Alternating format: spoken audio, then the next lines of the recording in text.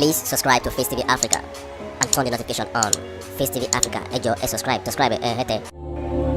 Face TV was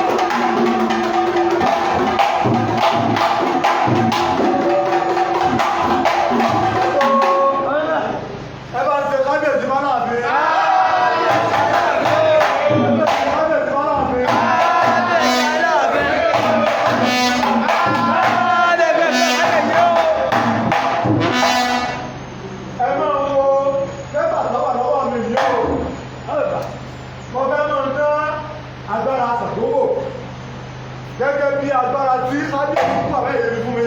Kábíyèsí o.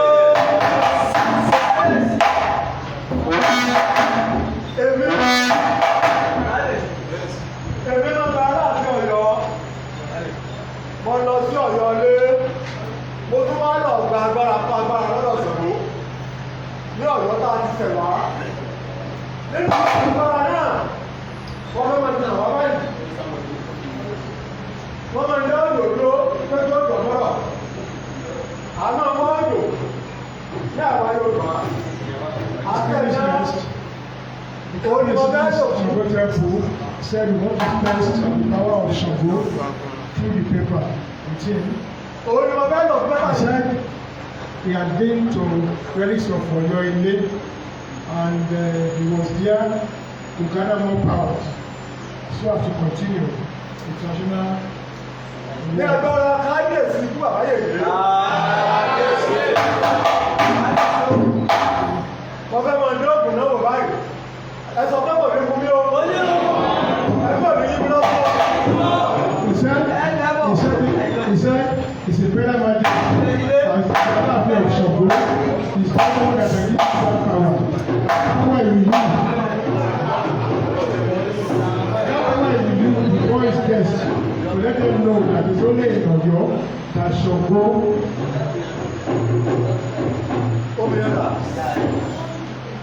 Kábíyèsí o, kábíyèsí o, kábíyèsí. Kábíyèsí àgbẹ̀yẹ̀ sí ọmọ asẹ́fẹ̀ẹ́ yìí. Ikú àbáyé lọ́wọ́ náà. Ikú àbáyé. Wọ́n ní ọ̀pọ̀ àgbà pàwọ́dà. Pàwọ́dà. Pẹ̀lú pàwọ́dà tó pàwọ́dà ni o. Pẹ̀lú pàwọ́dà. Kájẹ̀ bá borí àbáyé pàwọ́dà ni. Àlùbáyé pàwọ́dà.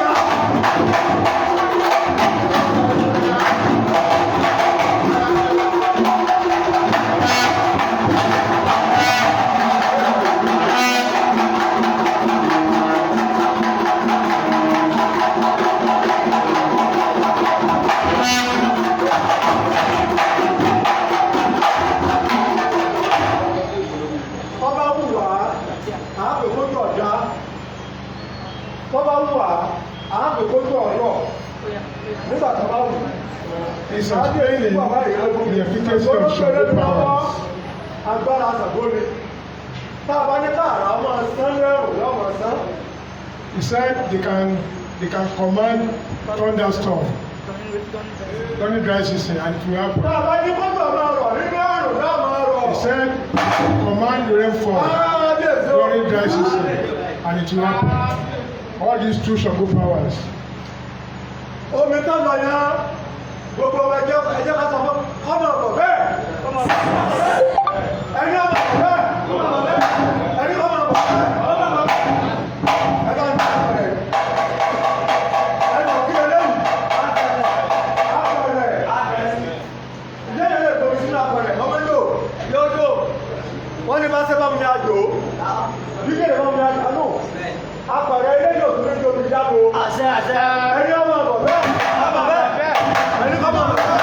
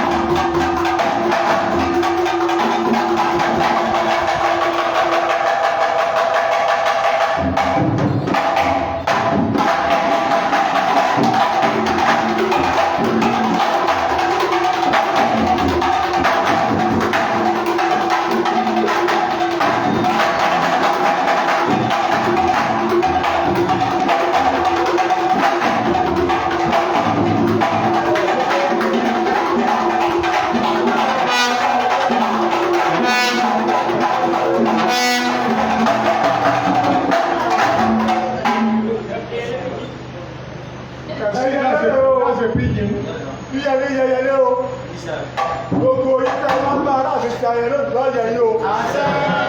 Àtọ́jú àtàlejò lọ́yẹ̀ yìí o. Rírọ̀ ní ìrọ̀lẹ́ sọ́rọ̀ lọ́rọ̀. Ẹyẹ lẹ́yìn mo fẹ́ pa á. Mo ò ní káyìí ayé o. Mo ò ní káyìí ayé o. Mo fẹ́ pa ẹyẹ lẹ́yìn. Ní ẹ̀gbọ́n aláwọ̀ Ṣàngó. You will create the pigeon. Kábíyèsí bàbá ìlú.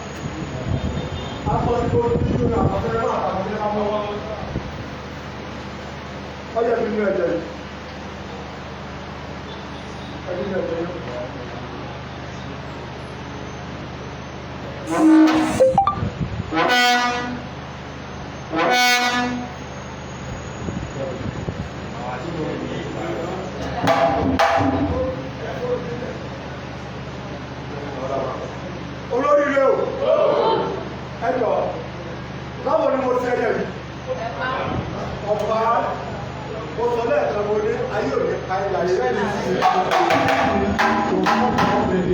ní púpọ̀ wọ̀wọ̀ o ní sọnù o He's praying for long life.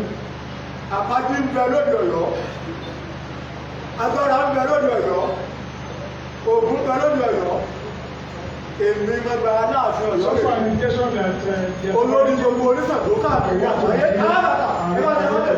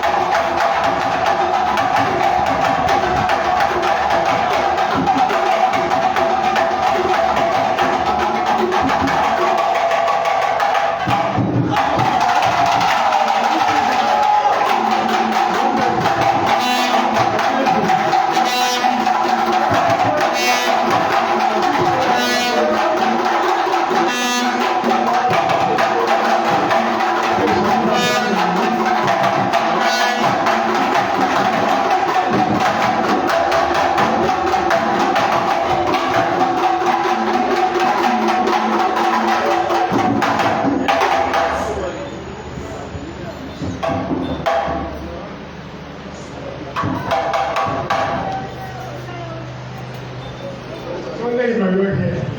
Nowhere else.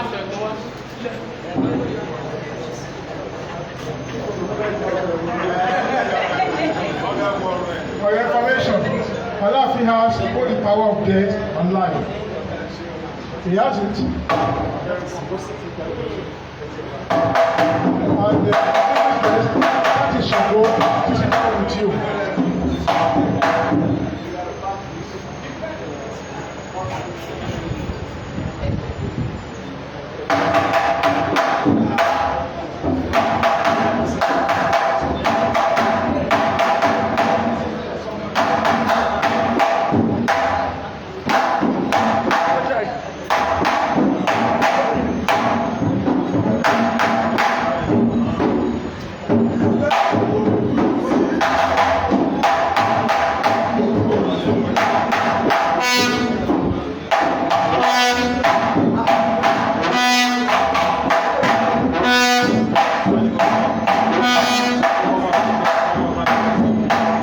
Please support them. Stand up. Yes, that was a performance. Thank you very much. A big round of applause for you, please. A very big round of applause for you, please. Thank you very much. Thank you very much. But before then, there's going to be another one there.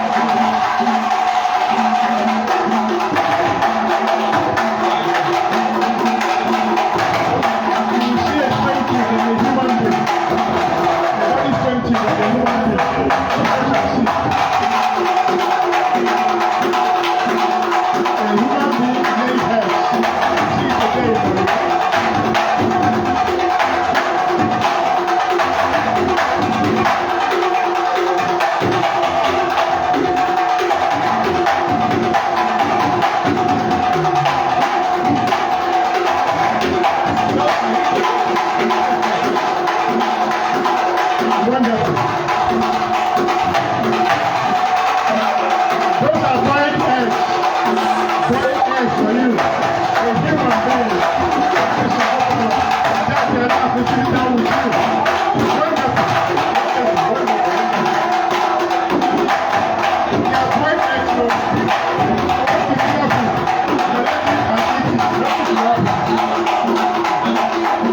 Thank you very much. Thank you very much. We appreciate you. Please subscribe to Face TV Africa and turn the notification on. Face TV Africa, ẹ jọ̀ọ́, subscribe, hete. Face TV was